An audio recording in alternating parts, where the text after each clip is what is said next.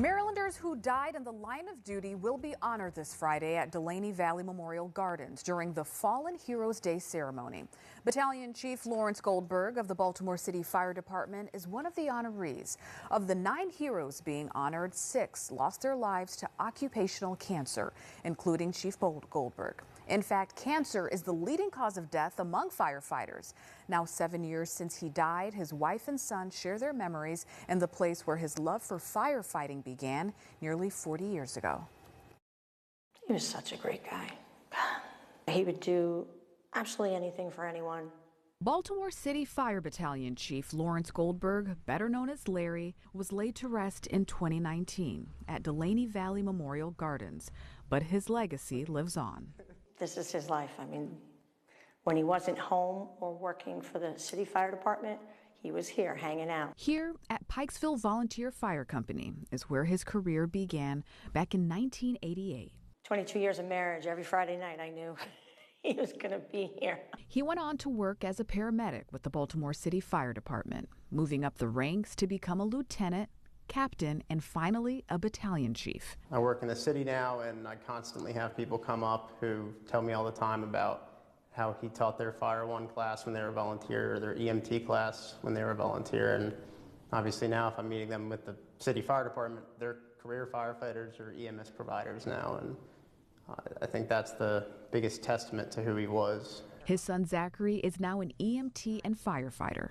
You know, I grew up at the fire station. You know, I had a birthday party at this station on the same tower that's over there on the other side of the station right now. When he was younger, Zachary wasn't sure what he wanted to do, but in high school, he decided to explore firefighting. I was really nervous to ask my father, but I asked my father one day if I could come up here and join here just to see what it was about. And, you know, after I joined here, I realized why he fell in love with the fire service, and I understood why he was gone so many nights. Chief Goldberg taught at the Maryland Fire and Rescue Institute for more than 25 years and taught Zachary's EMT class just months before he died. One of the things I'm most grateful for in my life is that I had the opportunity to experience this teaching.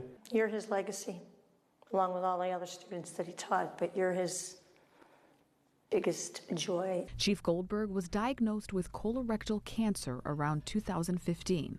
It was treated, but a few years later, another tumor had metastasized. He didn't want to die. He was 50 years old. He did not want to die. March 14th, 2019, he underwent a 14-hour surgery on his 50th birthday. Surgeons had all come out at different times and said, there's nothing really we can do. We can patch him up, and he wants to get back to work. That's what our goal is. We're going to get him back to work. And he did.